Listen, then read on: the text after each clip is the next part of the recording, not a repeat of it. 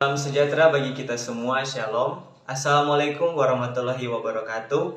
Namo Buddhaya, Om Swastiastu, salam kebajikan. Perkenalkan, nama saya Kristiano Lumika, mahasiswa dari Universitas Sariputra Indonesia Tomohon, semester 2 Fakultas Keperawatan. Saat ini saya akan membahas tentang filsafat Buddha atau ajaran Buddha.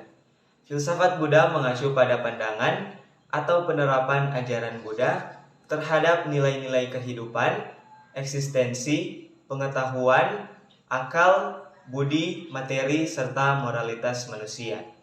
Semasa hidupnya, Buddha Gautama secara personal tidak pernah mendokumentasikan apa yang ia ajarkan dalam bentuk tulisan, sehingga filsafat Buddha dibangun berdasarkan rekonstruksi yang dilakukan terhadap ajaran-ajaran Buddha yang berkembang dalam aliran-aliran Buddha pasca wafatnya beliau. Pokok kajian filsafat Buddha pada awalnya ditekankan pada dukkha yang menjadi awal permasalahan dan eksistensi kehidupan di dunia ini. Pokok kajian tersebut dirangkum dalam 4 kebenaran mulia, termasuk di dalamnya jalan pembebasan dari dukkha tersebut untuk mencapai nibbana.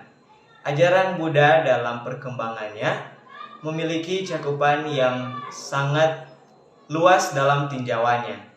Ajaran Buddha pada masa-masa awal dapat direduksi menjadi beberapa pondasi besar, yakni yang pertama 4 kebenaran mulia, yang kedua jalan mulia berunsur 8, yang ketiga kema, dan yang keempat kelahiran berulang atau punabarwa.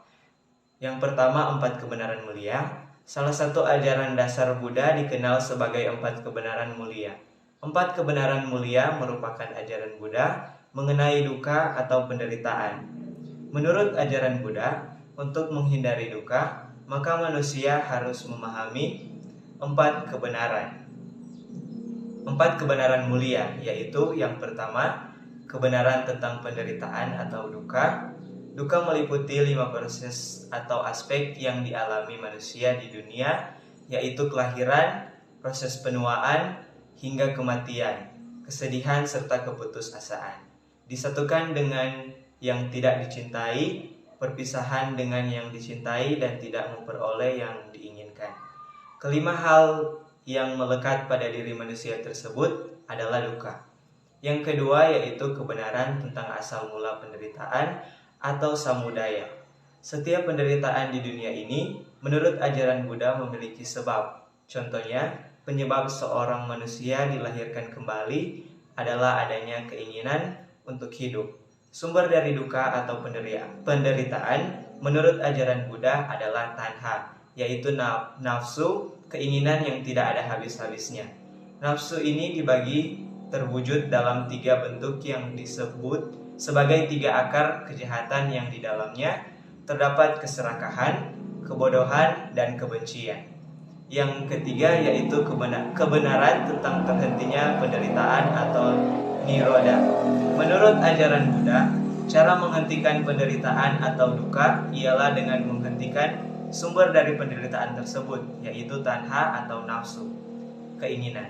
Secara singkat, jika kita menghentikan sebab maka tidak akan ada akibat yang kita peroleh dari dukkha itu sendiri. Setelah terbebas dari dukkha, maka kita akan menuju nirvana atau ketiadaan yang abadi. Kemudian yang keempat yaitu kebenaran tentang jalan menuju terhentinya penderitaan atau magga. Jalan ini dinamakan jalan tengah atau jalan mulia berunsur 8.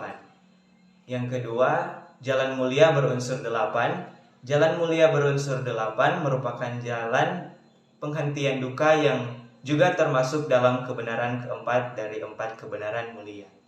8 jalan ini dapat dikelompokkan dalam 3 aspek, yakni kebijaksanaan terdiri dari pengertian benar dan pikiran benar, kemudian kemoralan terdiri dari ucapan benar, perbuatan benar, dan pencaharian benar, dan yang terakhir yaitu konsentrasi terdiri dari daya atau upaya benar, perhatian benar, dan konsentrasi benar. Yang ketiga yaitu kama. Kama atau karma dalam bahasa Sanskerta Secara harfiah berarti perbuatan atau suatu aksi. Istilah ini merujuk fenomena bahwa setiap aksi atau perbuatan pastilah membawa konsekuensi. Ajaran Buddha memberikan perhatian bahwa setiap perbuatan yang patut atau tidak patut dan kebiasaan yang bermanfaat atau merugikan akan membawa kita kepada suatu konsekuensi yang sesuai. Kama menempatkan individu sebagai penunggannya. Suatu individu akan menerima baik buruknya konsekuensi dari perbuatannya, entah saat ini, di masa depan, atau di kehidupan berikutnya. Dan yang keempat, kelahiran kembali atau purma bhava. Kelahiran kembali merupakan suatu proses menjadi ada atau eksis, atau kelahiran kembali dari suatu makhluk hidup di kehidupan mendatang atau setelah ia meninggal atau mati. Proses ini berkaitan dari kama atau perbuatannya suatu individu pada kehidupan lampau. Terjadinya kelahiran kembali pada suatu makhluk mengindikasikan bahwa makhluk tersebut masih memiliki keterkaitan duniawi. Ajaran Buddha mengajarkan untuk menghindari kelahiran kembali melalui jalan mulia berunsur 8. Sekian dan terima kasih. Namo Buddhaya dan Sabe Sata Bhavantu Sakyeta. Semoga semua makhluk hidup berbahagia.